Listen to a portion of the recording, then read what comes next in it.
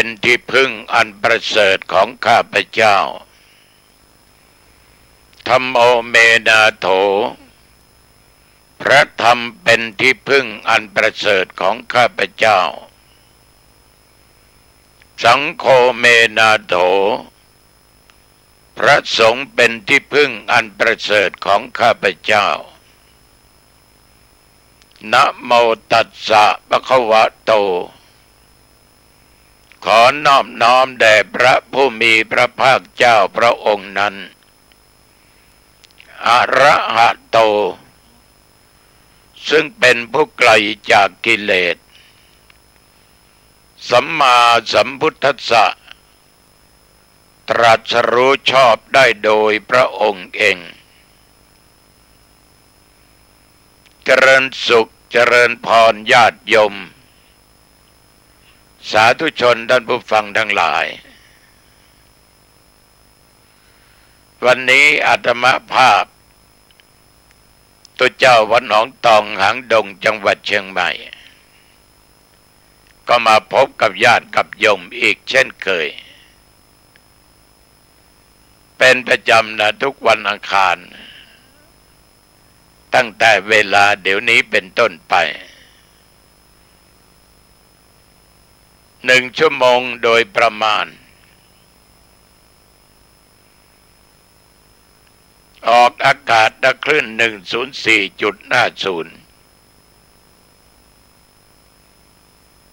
ณ วัดฝายหินอำเภอเมืองจังหวัดเชียงใหม่ญาติโยมเวลานี้เป็นเวลาดึกพอสมควรแต่ตุเจ้าก็ต้องขออนุโมทนาขอบใจต่อญาติต่อโยม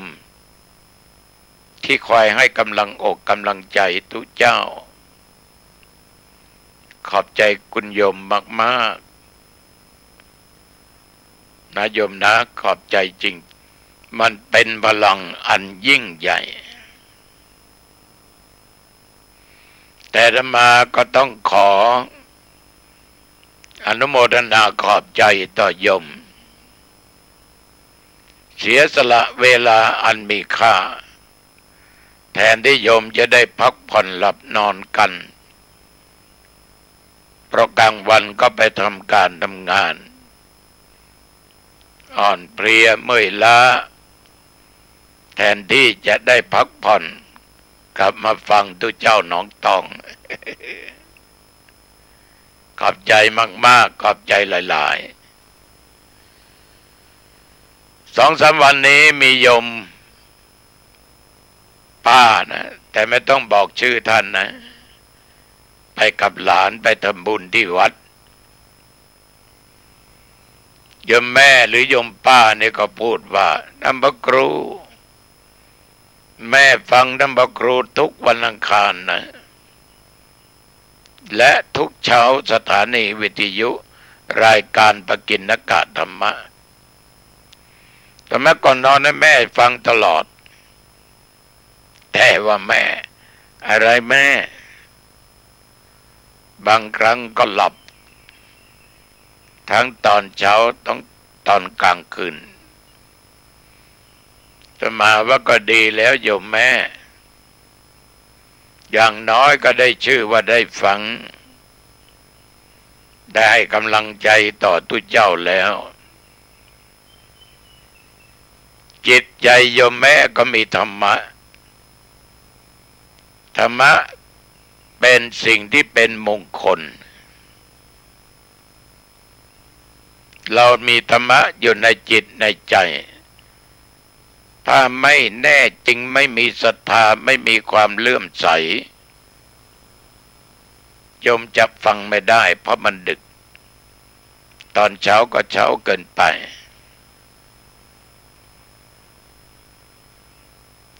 ร่างกายมันอ่อนเพลียนี่โยมอาตมาจะเล่าให้โยมฟังถึงเรื่องที่เกิดขึ้นกับตัวเอง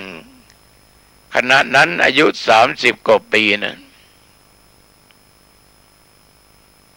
30 กว่าปีเป็นเจ้าอาวาสแล้ว แล้วก็เป็นรองเจ้าคณะตำบลหนองตองในสมัยนั้นเรื่องทำงานนี่ดุดันมากอะคำว่าดุดันนี่ทำทุกอย่างเพราะมีคติในใจว่าเกิดมาเป็นคนต้องสู้ศัตรูก็อย่าชูกำลังใครจะว่าอย่างไรนั่นนะไม่แคร์กับดีใจอุปสรรคคือครูอาจารย์ก็ถือคติว่าอุปสรรคดีกว่ามันไม่มีเพราะอุปสรรคสอนให้รู้จักในการแก้ถ้าไม่รู้จักอุปสรรคไม่เกิดก็ไม่รู้ว่าจะแก้ยังไงความเกียจคร้านคือหนทางความมายนะโดยบทนี่แหละครั้งหนึ่งประชุมคณะสงฆ์จังหวัดที่วัดสวนดอกที่วิหารหลวงนะหลังจากฉันเพลเสร็จเรียบร้อยก่อนจะเข้าประชุมตอนบ่ายแต่มาก็มีเนนไปด้วยก็ไปห้องน้ำเข้าประตูห้องน้ำลงก่อนประตูเรียบร้อยวูบไปเลยยมไม่รู้สึกตัวเนนก็เคาะประตูเห็นผิดสังเกตหูเวี่ยวได้ยินเสียงประตูดังก็ได้สติขึ้นมาพยายามคลานมาที่ประตูต่อยประตูโต้ตอบเนนก็เรียกท่านพยายามเอามือนี้ไปที่กรอนประตูแล้วก็เปิดประตูแล้วเนนก็อุ้มไปนั่งข้างนอกเปียกหมดข้างล่างญาติโยมสบงเปียกหมดขี่รถผ้าตัวเองนั่นแหละเพราะมันวูบสาเหตุที่วูบนั้นเพราะทำงานไม่หยุดไม่ว่ากลางวันกลางคืนก็ไปเทศฉันข้าวก็ไม่มากบางวันก็มื้อเดียวบางวันก็2 มื้อแต่ไม่มากขยันเกินตัวเน้นก็เอายามาให้ดมให้น้ำเย็นมาลูบหน้าลูบตาเช็ดเนื้อเช็ดตัวแล้วก็ดื่มน้ำบอกว่าเน้นไปขอผ้าสบงของท่านที่กุฏิใกล้ๆนี้บอกว่าหลวงพ่อขอท่านก็เมตตาให้ผ้าสบงไปก็เปลี่ยนผ้าจีวรเปียกเล็กน้อยแต่เจ้าหน้าที่ก็เล่าให้ท่านฟังท่านก็บอกว่านิมนต์ท่านกลับได้ครับเดี๋ยวจะป่วยหนักไม่เป็นไรโยมนั่งฟังประชุมจนจบเลิกเกือบจะ5 โมงเย็นไปถึงวัดหนองตองนั่นเกือบทุ่มเลยโยมฉะนั้นมันจะวูบเนี่ยโยม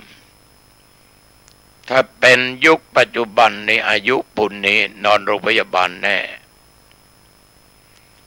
รอดไม่รอดก็ไม่รู้นะ แต่เวลานั้นสุขภาพร่างกายมันไม่อ้วนเหมือนสมัยเดี๋ยวนี้มันยังแกร่งแต่มันอ่อนมันเพลียใจสู้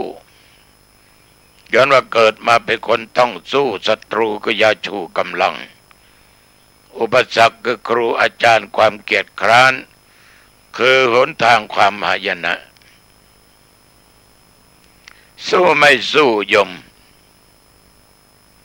ขนาดอายุ70 กว่าแล้วนะอุบัติเหตุรถชนจะเข้าห้องผ่าตัด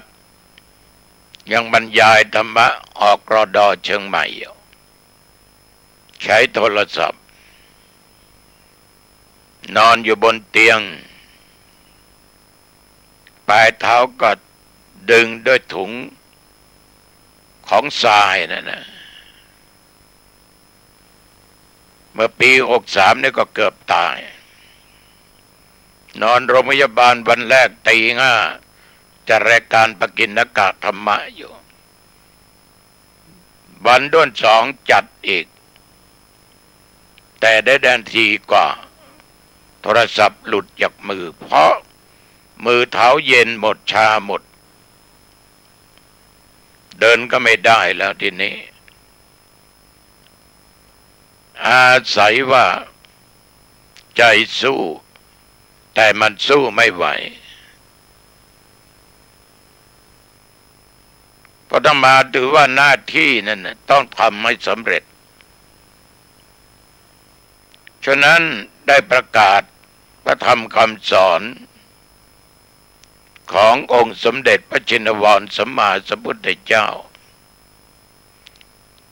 โยมนิมนต์ประเทศที่ต่างๆไปหมดเดี๋ยวนี้ต้องไปมีพระมีโยมเคยถามว่า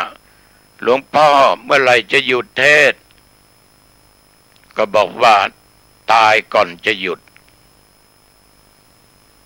เคยพูดหลายครั้งพุทธเจ้าจะดับขันก็ยังเทศนาธรรมอยู่หลวงปู่ทองญาติโยมก่อนจะเข้าโรงพยาบาล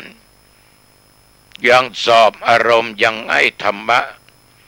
แก่ตุเจ้าทั้งหลายที่ไปอบรมแก่ญาติกโยมอยู่ตอนบ่ายเข้าโรงพยาบาลเราก็ศิษย์มีครูอาตมาภาพได้ออกรายการวิทยุก็หลวงปู่ทองหรือพระพรหมมงคลนี่แหละกับหลวงพ่อมหาทรัพย์นรินทร์โทหลวงปู่พระครูปิยะธรรมพานีวัดดอนชัยอดีตรองเจ้าคณะอำเภอสันป่าตองสมัยนั้นหลวงพ่ออยู่วัดเมืองมางนั่นจะเป็นพระครูอยู่ญาติโยมท่านทั้งหลายเราทำงานเพื่อพุทธศาสนามาตราบเท่าทุกวันนี้มันเวลาเดี๋ยวนี้นาฬิกานั้น17 นาฬิกากว่าคือ5 โมงเย็นก่อนที่นั่งบรรยายให้โยมฟังนี้ก็บันทึกเสียงธรรมะรายการทานธรรมทางสงบไป2 ชั่วโมงบรรยายเป็นภาษาพื้นบ้านและเทศแบบพื้นบ้านวันละ1 ชั่วโมงจันทร์อังคารออกขึ้น96ของวัดพระธาตุเจ้าดอยสุเทพแล้วก็ต่อนี่แหละนั่งบรรยายรายการธรรมะก่อนนอนอีก1 ชั่วโมงเราต้องสู้อาตมาคิดว่าทำไปตามหน้าที่ฉะนั้นโยมนิมนต์ไปไหนพระนิมนต์ไปไหนไปหมดเหมือน2-3 วันที่ผ่านมาก็ไปเทศนี่งานศพของท่านมหาวิษณุนักเผยแผ่ธรรมนักปฏิบัติธรรมอีกวันก็เทศงานศพของอดีตเจ้าวาดวัดสันทรายมหาวงศ์สารพีต่อจากนั้นก็ไปเทศวันนี้ก็ไปเทศอีกที่รายการนี้เป็นรายการบันทึกเสียงเข้าเทปถ่ายเป็นแผ่นซีดีโดยเมตตาธรรมของเจ้าหน้าที่เปิดให้ญาติโยมฟังอาตมาขอบใจโยมอีกครั้งนะที่ให้การสนับสนุนให้กำลังใจ มันเป็นพลังอันยิ่งใหญ่และอาตมาก็ภูมิใจได้ทำงานตามหน้าที่ในฐานะเป็นนักบวชเป็นศิษย์ตถาคตเป็นศิษย์มีครูอาตมาได้นำธรรมะเผยแผ่อาตมามีความสุขมากบอกว่าเราเดินถูกต้องในฐานะเป็นนักบวชศิษย์พระพุทธเจ้าศิษย์มีครูบาอาจารย์พระพุทธเจ้านี่ญาติโยมพระองค์ได้ตรัสรู้ธรรมอันเป็นธรรมที่เป็นจริงนั่นคืออริยสัจท่านทั้งหลายก่อนที่จะได้เป็นพุทธเจ้าท่านได้บำเพ็ญเพียรมาบำเพ็ญบารมีมาหลายภพหลายชาติหลายกับหลายกันหาทางให้มีความหลุดพ้นไม่ต้องเวียนว่ายตายเกิดในวัฏสงสารเพ็ญเดือน6ได้รู้แจ้งเห็นจริงในธรรมก็คืออริยสัจสี่โยมรู้ว่ามีอะไรบ้างครูบาอาจารย์เถระมหาเถระพระสงฆ์องค์เจ้าสามเณรตัวเล็กๆก็รู้ว่าอริยสัจสี่มีอะไรก็เมื่อท่านทั้งหลายรู้ทำไมวันนี้มาพูดซ้ำเติมอีก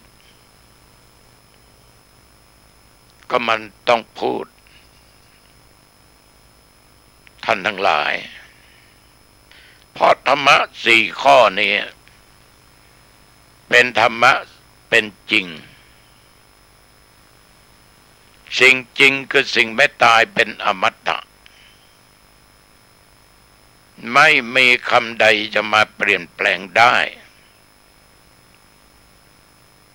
เพราะเป็นสัจธรรมเป็นของจริงมีอย่างใดก็เป็นมาอย่างนั้นนี่ย่อม 2,500 กว่าปี 2,568 นับย้อนหลังไปอีก45 ปีที่พระพุทธองค์ตรัสรู้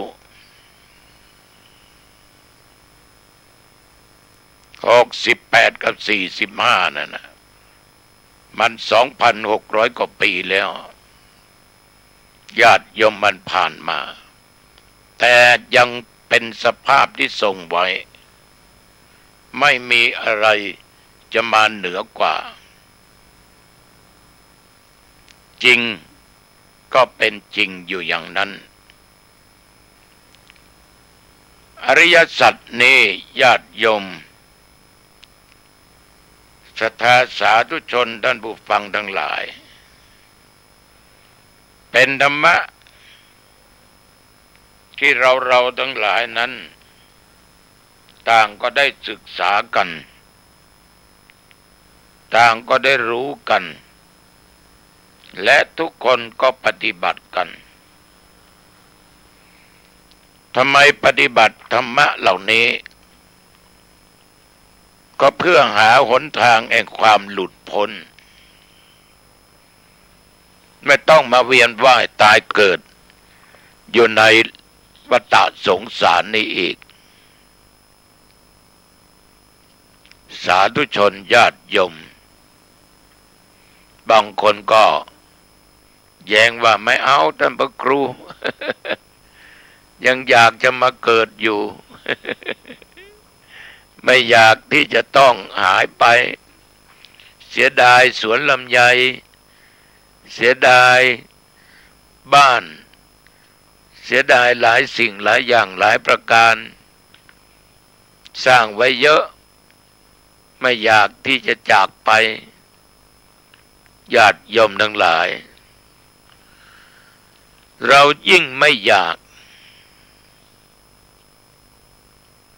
มันก็จะต้องพากไปอยู่ดี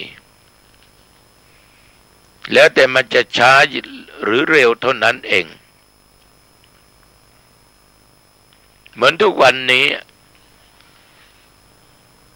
พ่อก็จากเราแม่ก็จากเราเพื่อนพ้องมิตรสหายบางคนก็จากเราไป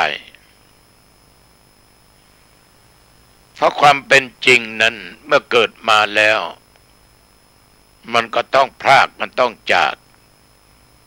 สิ่งที่ทำให้จากให้พรากก็คือความตาย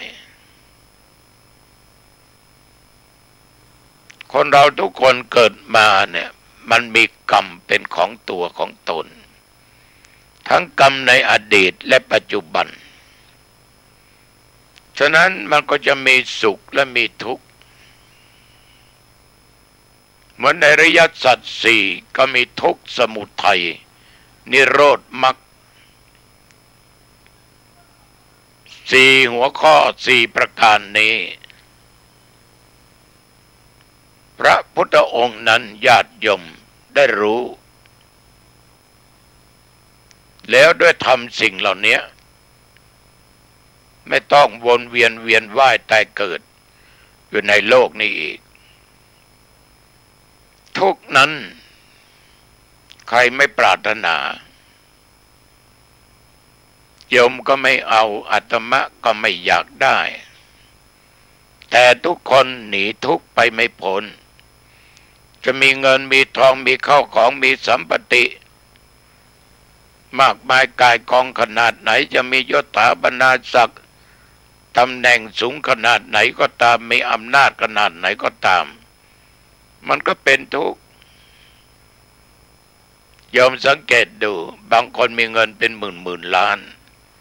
เป็นแสนล้านก็ยังเป็นทุกข์และท่านเหล่านี้มียศมีศักดิ์มีเงินมีทองมีทรัพย์สมบัติตายไหมตายแก่ไหมแก่เจ็บไหมเจ็บฉะนั้นความทุกข์นี่มันเป็นสภาพที่ทนได้ยากมันเป็นสิ่งที่บีบคั้นเป็นสิ่งที่ขัดแย้งมันหาแก่นสารไม่ได้หาความเที่ยงแท้ไม่ได้หาความพึงพอใจไม่ได้สาธุชนญาติโยมมีอะไรที่เราทนได้บ้างไม่มีการแก่ก็บีบคั้นเราเพราะทุกคนไม่อยากจะแก่แต่มันก็แก่อยากให้อยู่เหมือนสภาพเดิมมันก็อยู่ไม่ได้อาตมาเคยพูดหลายครั้งเราเคยถ่ายรูปถ่ายภาพไว้เมื่อตอนเป็นเด็กเป็นเนนเล็กเป็นตุเจ้าหนุ่มจนถึงปัจจุบันเราไปเปรียบเทียบกันมันผิดไปมากมันไม่ใช่เราเนี่ย แต่มันก็เป็นเราอยู่ดีฉะนั้นมันเป็นสภาพที่บีบคั้นเราขัดแย้งในความคิดของเราเพราะมันเป็นแก่นเป็นสารมันไม่มีหาสิ่งที่จะมั่นคงเที่ยงแท้แน่นอนไม่มีความแก่มีการเปลี่ยนแปลงผันแปรเกิดมาเป็นทารกเป็นเด็กเป็นหนุ่มสาวเป็นวัยกลางคนเป็นผู้เฒ่าผู้ชราบีบคั้นไหมญาติโยมบีบคั้นความเจ็บก็ถมเข้ามาอีกมันก็เป็นทุกข์บีบคั้นไหมบีบคั้นขัดแย้งไหมขัดแย้งเราไม่อยากจะเจ็บเราไม่อยากจะแก่มันก็ดันแก่ดันเจ็บเพราะมันตกอยู่ในสภาวะอนิจจตาความเป็นของไม่เที่ยง ทุกขตามันเป็นทุกข์ถามว่าเราพอใจไหมที่เราอยู่อย่างนี้อาตมาว่าโยมไม่พอใจมันขัดใจเราอยู่ตลอดเวลาเพราะมันเป็นของจริงเกิดมาแล้วก็ต้องแก่มันแก่ตั้งแต่วันเกิดแล้วถ้าจะพูดไปให้ได้จริงๆตั้งแต่เริ่มแรกมาปฏิสนธิอยู่ในครรภ์ในท้องของมารดาวินาทีแรกเปลี่ยนเป็น1 นาทีอยู่ในท้องได้สัปดาห์ก็แก่เป็น1 สัปดาห์เป็นเดือนก็แก่เป็นเดือนจน8-9 เดือน10 เดือนออกจากท้องมามันก็แก่แล้วอยู่ภายนอกอีก2 เดือนแก่เป็น1 ปี ใช่ไหมญาติโยมมันขัดแย้งกันอยู่ตลอดเพราะมันไม่เป็นอัตตาไม่ใช่ตัวตนมันเป็นสิ่งที่เราบังคับมันไม่ได้ความเจ็บเป็นนั้นป่วยนี้เจ็บมากเจ็บน้อยถึงจะแก้ไขมันก็ยังเจ็บอยู่ดีเหมือนโยมได้นั่งฟังก็มีหลายโรคเดี๋ยวก็หมอนัดเดี๋ยวก็ไปหาหมอจะใหญ่ขนาดไหนมีเงินทองขนาดไหนยศถาบรรดาศักดิ์ตำแหน่งคนจะใหญ่ขนาดไหนก็ตามไม่ว่าเป็นพระไม่ว่าเป็นกระหัตถ์ชาวบ้าน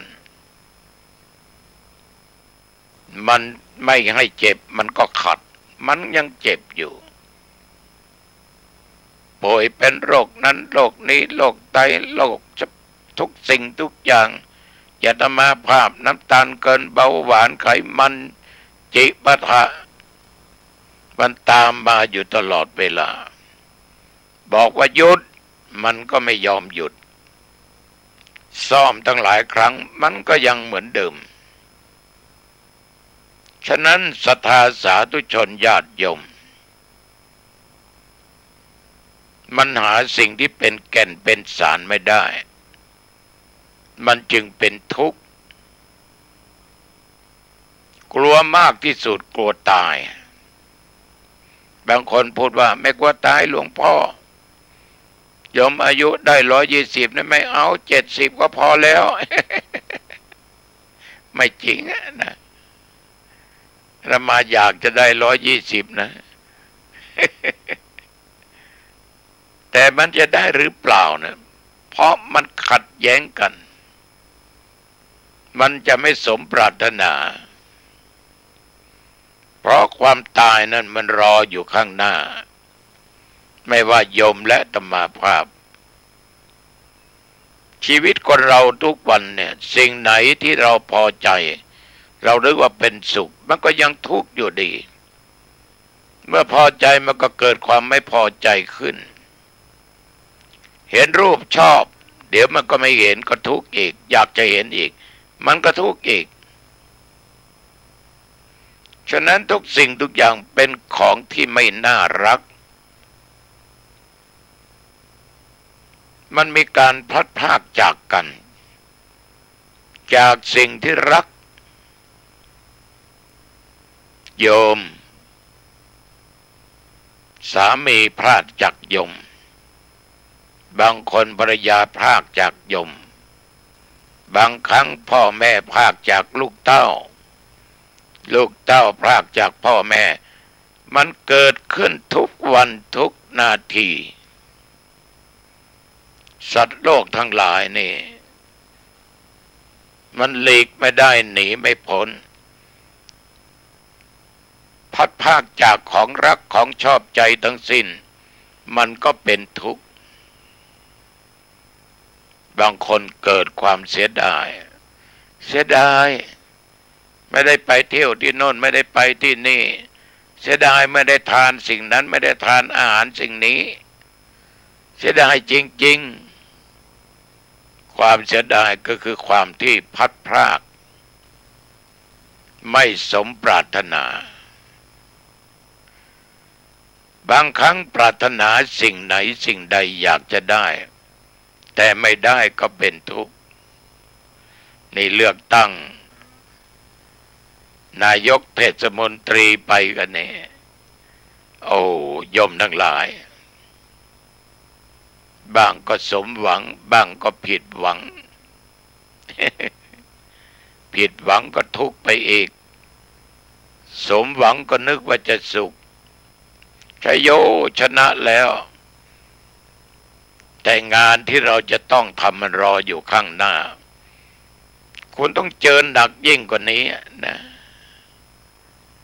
เจอทุกข์ยิ่งกว่านี้พวกที่ผิดหวังจะไม่ทุกข์ใจไม่ต้องเปลืองหัวคิดไม่ต้องไปคิดอะไรเพราะถ้าเข้าไปต้องทำตามหน้าที่ถ้าหากสิ่งไหนสิ่งใดชาวบ้าน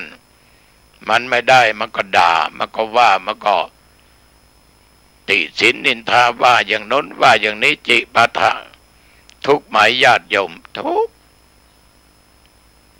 ได้เป็นก็เป็นทุกข์ไม่ได้เป็นก็เป็นทุกข์สมหวังก็เป็นทุกข์ไม่สมหวังก็เป็นทุกข์อยู่ดีเพราะมันเป็นสิ่งที่ขัดแย้งในสิ่งที่เราตั้งใจพูดกันง่ายๆเพราะทุกสิ่งทุกอย่างมันเกิดจากอุปทานคือความยึดมั่นถือมั่นกูต้องเป็นอย่างนั้นกูต้องเป็นอย่างนี้อันนี้ต้องเป็นของกูตำแหน่งนี้ต้องเป็นของกูตำแหน่งนี้มึงจะเอาไปไม่ได้มันเป็นของกูกูต้องได้สิ่งเหล่านี้กูไม่ได้กูไม่ยอมกูทั้งนั้นมันเป็นอุปทานคือความยึดมั่นมานะความถือตัวมันเป็นตัวกิเลสญาติโยมบางคนก็หลงอำนาจได้ไปอยู่ตำแหน่งโอ้โหกูใหญ่ยิ่งทุกข์ยิ่งหลงยิ่งลึกยิ่งทุกข์ก็เป็นหนักยิ่งกว่านั้นศรัทธาสาธุชนญาติโยมเนี่ยผ่านไปเนี่ยยังไม่พอยังให้แตกแยกแตกความสามัคคีกันอีกพอทับถมกันกูว่าให้มึงว่าให้กูไอ้คนที่ไม่ได้ก็ว่าให้คนที่ได้คนที่ได้ก็ว่าคนที่ไม่ได้มันก็สาดน้ำใส่กันอยู่ตลอดเวลา เพราะความขัดแย้งมันไม่มีความยุติญาติโยมอุปทานในเรื่องของขันธ์ห้านี่ก็เป็นทุกข์ในรูปเวทนาสัญญาสังขารและวิญญาณฉะนั้นในเรื่องของขันธ์ห้าเรื่องของรูปโยมทั้งหลายมันเป็นทุกข์นะตั้งแต่เกิดจนถึงตายมันทุกข์เวทนาสุขเวทนาทุกขเวทนาพึงพอใจอาจจะเป็นสุขเป็นสุขเวทนาไม่พอใจก็เป็นทุกข์ทุกขเวทนาการเจ็บป่วยเมื่อยไข้สมปรารถนาไม่สมปรารถนามันเป็นเวทนาทั้งนั้นเหมือนเวลาเดี๋ยวนี้ญาติโยมฟังอาตมาภาพโยมจะอยู่ด้วยอิริยาบถใดก็ตามจะยืนจะเดินจะนั่งหรือนอนฟังก็ตาม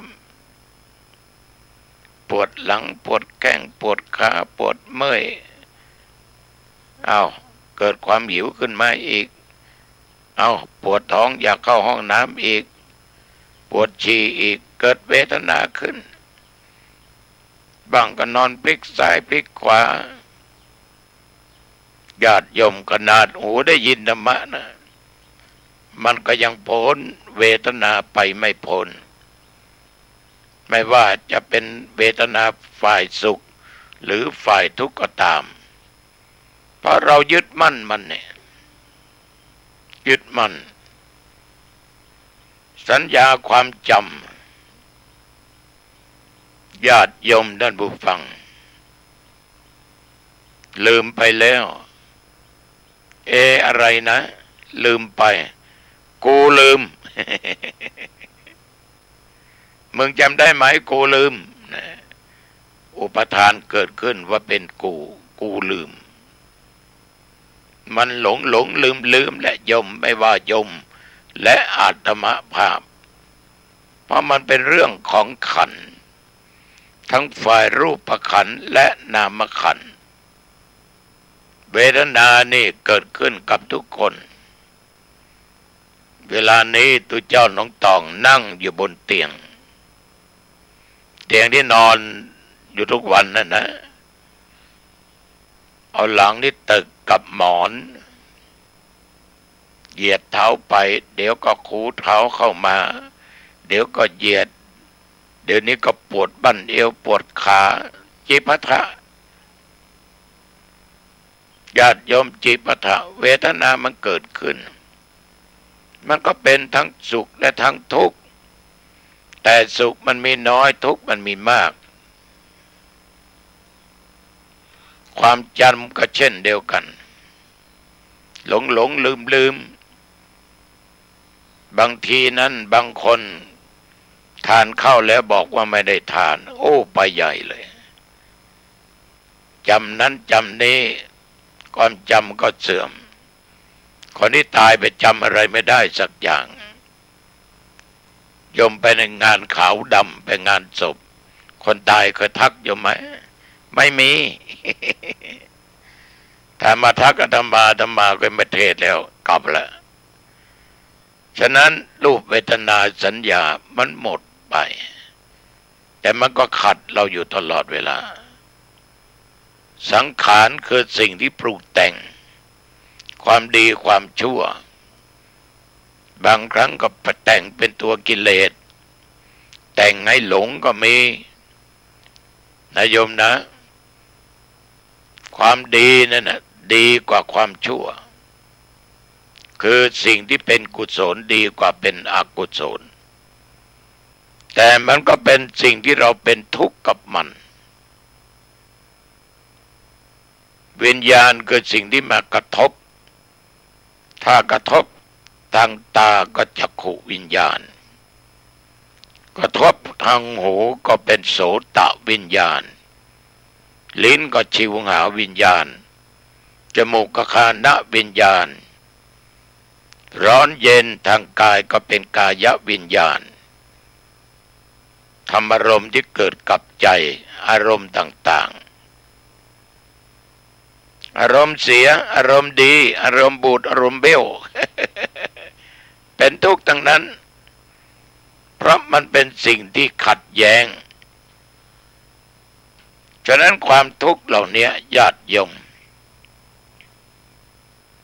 มันเกิดมาจากอย่างเกิดมาจากอะไรความทุกข์นั้นโยมทั้งหลายเกิดมาจากเหตุ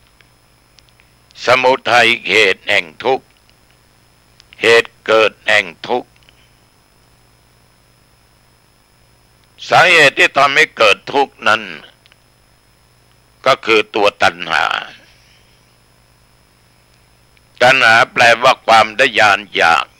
หรือความอยากญาติโยมความอยากมีอยู่3ประการกามตัณหาอยากในกามภวตัณหาอยากเป็นโน่นเป็นนี่อยากได้นั่นได้นี่วิภวตัณหาไม่อยากได้อะไรไม่อยากเป็นโน่นไม่อยากเป็นนี่เป็นทุกข์อยากเห็นรูปสวยๆถ้าเห็นนึกว่าสุขเดี๋ยวมันไม่เห็นก็ทุกข์อีกไปไหมไปดูไหม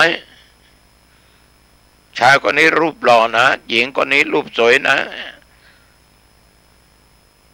ไปหลงรักก็เกิดทุกข์ขึ้นอีกถ้าสมปรารถนาก็ทุกข์ไม่สมปรารถนาก็ทุกข์อีกญาติโยมหลงอยู่ในกามคุณในรูปในเสียงในกลิ่นในรสในการสัมผัสถูกต้องมันเป็นทางแห่งความเกิดทุกข์ทั้งนั้น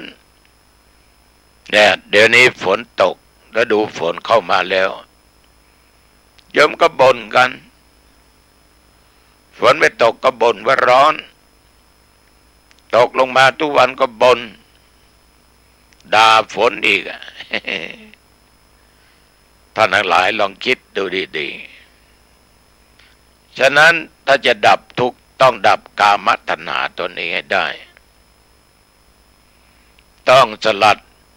ให้มันหลุดพ้นให้ได้ตราบใดที่ยังไม่หลุดพ้น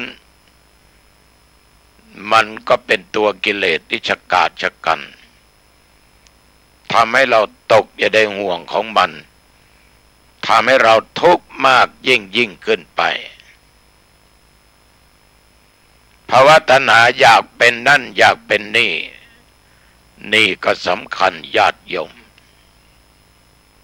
เนี่ยเพิ่งผ่านไปเมื่อกี้นี้เลือกตั้งสท.เทศบาลนายก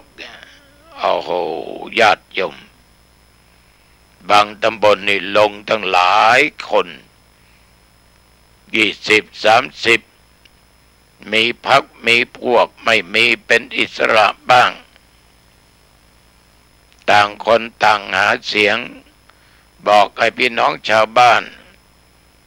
ต้องอวดคุณภาพโชว์นโยบายของตัวเองตัวนี้แหละที่จะทำให้เกิดทุกข์มากยิ่งขึ้นไปบางคนนี่หมดเงินหมดทองหมดเข้าของไปเยอะดันไม่ได้ก็เพิ่มความทุกข์เกิดความเสียดายอีกบางทีไม่โทษตัวเองไปโทษชาวบ้านไม่เห็นคุณงามความดีของผมไม่เห็นคุณงามความดีของฉันช่วยเหลือชาวบ้านมาตั้งนานต่อไปจะหยุดแล้วไม่ช่วยแล้ว มันขัดแย้งกันมันมีอุปทานอยู่ตลอดมึงต้องเอากูเนี่ยมึงไม่เอากูต่อไปกูไม่ทำอะไรแล้วโยมทำนึกว่าโยมจะเป็นสุขเหรอมันก็เพิ่มความทุกข์เข้าไปแต่มากล่าวไปเบื้องต้นเมื่อกี้ว่าได้เป็นก็เป็นทุกข์ยิ่งทุกข์หนักต่อไปไม่ได้เป็นก็เป็นทุกข์ทุกข์เหล่านี้มาจากไหนมาจากตัวเราเองเพราะตัณหาคือความอยากเป็นนู่นอยากเป็นนี่เข้าไปแล้ว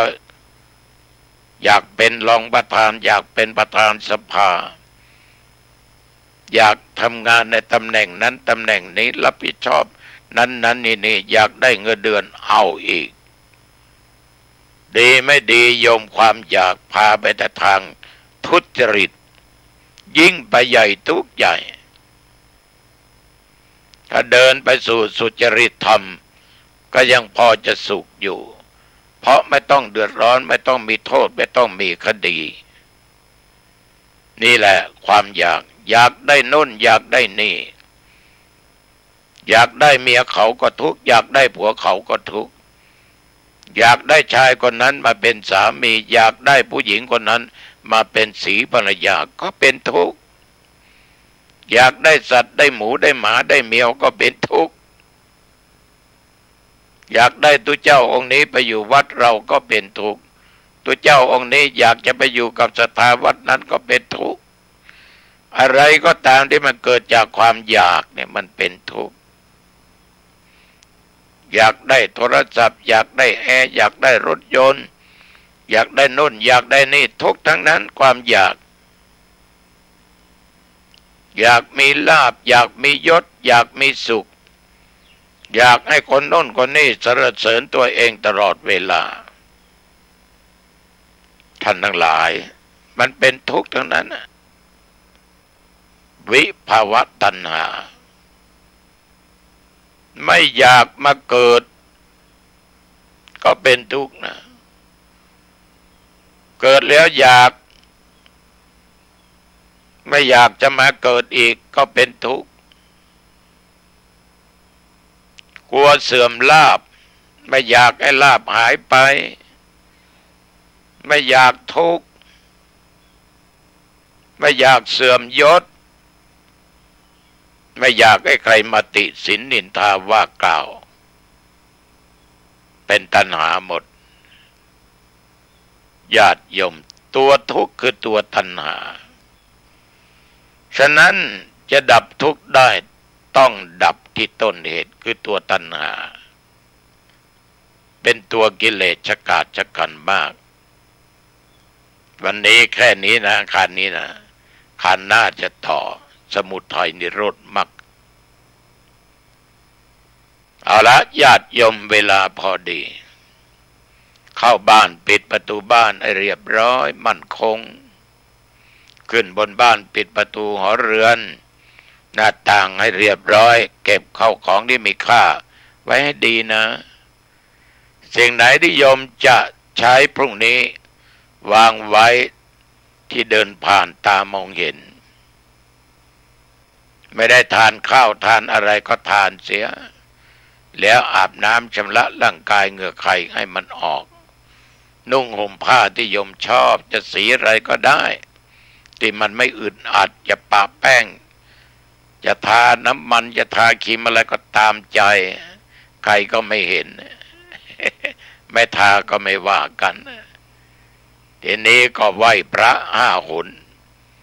1อรหังสัมมา2สวากาโต3สุปฏิปันโนกราบพระพุทธพระธรรมพระสงฆ์แล้วก็กราบพระในบ้านคือบิดามารดามารดาผู้ให้กำเนิดบิดาผู้ให้ชีวิตเราใหญ่มาทุกวันนี้มีทุกวันนี้เพราะพระในบ้านกราบพระครูบาอาจารย์พระอุปัชฌาย์ครูบาอาจารย์ถ่ายทอดศิลปะวิชาการความรู้ต่างๆเราได้ทำการทำงานมีความรู้อ่านหนังสือได้เพราะครูอาจารย์นอกจากพ่อแม่แล้ว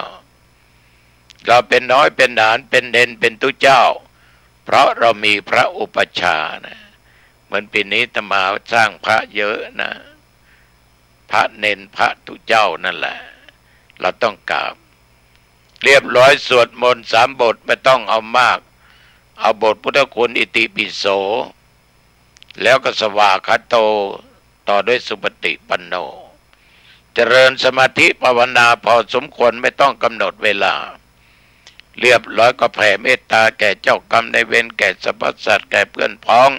มิตรสหายเพื่อนร่วมโลกร่วมชีวิตเดียวกันเทวบุตรเทวดาเจ้าที่เจ้าทางผีหอผีเงินผีปู่ผีย่าแผ่เมตตาให้หมดและทั้งผู้มีพระคุณทั้งหลายครูบาอาจารย์ปู่ย่าตายายและบิดามารดาอย่าลืมแผ่เมตตาแก่ตัวเองว่าข้าพเจ้าเกิดมาชาตินี้และชาติไหนต่อไปความอดความอยากจงอย่าได้เกิดมีแก่ข้าพเจ้าขอมีสัมปติมีโภคทรัพย์มีสมบัติมีอะไรก็อธิษฐานเอาความอดความอยากอย่าได้เกิดมีความทุกข์ยากลำบากอย่าได้เกิดมีเกิดมาชาติไหนชาติใดขอได้พบชาติพระสิริยะเมตไตรแล้วโยมก็นอนหลับสบายไม่ฝันเห็นร้ายตื่นมาตอนเช้าสดชื่นสบายเอาละนะขอความสุขสวัสดีจงมีแก่ญาติแก่โยมทุกท่านทุกคนพุทธังชรณังศักดิ์สิทธิ์ธัมมังชรณังศักดิ์สิทธิ์สังฆังชรณังศักดิ์สิทธิ์คิดสิ่งหนึ่งประการใดอันเป็นสิ่งที่ชอบขอความคิดเหล่านั้นจงสมปรารถนาทุกท่านทุกคนเจริญพรพบกันใหม่อังคารหน้า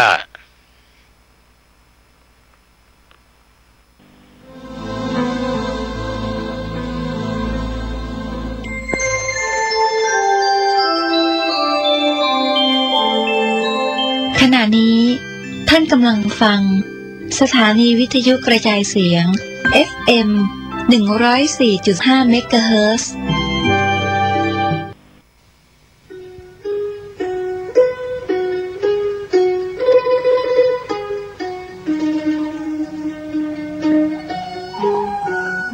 คัมภีร์อุปาตสันติเป็นวรรณกรรมภาษาบาลีของล้านนาไทยแต่งโดยพระมหามังคละศีละวังสะพระเถระนักปราชญ์ของชาวเชียงใหม่รูปหนึ่ง ในสมัยของพระเจ้าสิริธรรมจักรวรรดิลกราชาธิราชหรือพระเจ้าติโลกราชรัชกาลที่11แห่งราชวงศ์มังรายเป็นพระคาถาล้วนจำนวน271คาถาคัมภีร์นี้เป็นที่รู้จักกันแพร่หลายในหมู่ชนชาวล้านนามาแต่โบราณกาลทั้งพระสงฆ์สามเณรและชาวบ้านพากันสวดและฟังอุปาทสันติเพื่อกลับความร้ายให้กลายเป็นความดีมีคำเล่าว่าสมัยที่ท่านแต่งอุปาทสันตินั้นที่เชียงใหม่มีโจรผู้ร้ายและคนอันธพาลชุกชุมผิดปกติมีเหตุร้ายและสิ่งกระทบกระเทือนอยู่เสมอพระมหาเถระศีละวังสะจึงให้พระสงฆ์สามเณรและประชาชนพากันสวดและฟังอุปาทสันติเพื่อสงบเหตุร้ายทั้งมวลที่เกิดขึ้นในเมืองคณะสงฆ์วัดราชภาติการามกรุงเทพมหานครได้นำบทสวดอุปาทสันติคาถาสวดถวายแด่พระบาทสมเด็จพระเจ้าอยู่หัวภูมิพลอดุลยเดชมหาราชเนื่องในวโรกาสฉลองกาญจนาภิเษกเป็นครั้งแรกณเสนาสนะป่าสิริวัฒนวิสุทธิ์อำเภอท่าตะโกจังหวัดนครสวรรค์จึงขอเชิญชวนพุทธศาสนิกชนคนไทยทุกท่านได้ร่วมกันสวดพระคาถานี้ถวายเป็นราชสักการะบูชาแด่พระบาทสมเด็จพระเจ้าอยู่หัวในวโรกาสอันเป็นมหามงคลครั้งนี้และเพื่อยังความสุขสงบอันยิ่งใหญ่ให้แก่แผ่นดิน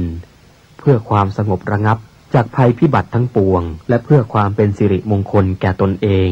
ครอบครัวหมู่คณะชาวไทยและชาวโลกทั้งมวลสรัจฉังสะเส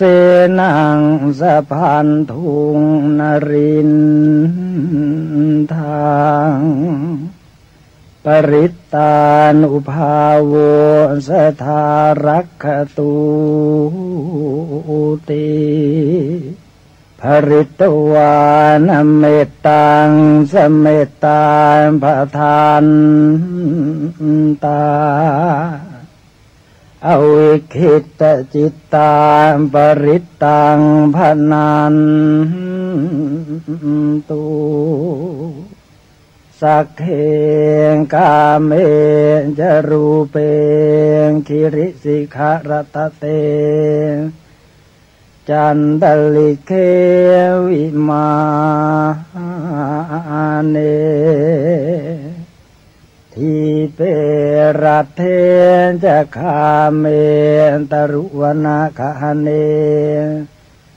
เคหวัตทุมให้เขตเตภูมิมาจายันตุเทวาชละทละวิสเมยัคขกันทัพพนาคาติทันตาสันติเกยังมุนิวรวจนังสานทโวเมสุนันตุธรรมัสสวนกาโลยัมปทันตาธรรมัสสวนกาโลยัมปทันตาธรรมัสสวนกาโลยัมปทันตานะโมตัสสะภะคะวะโต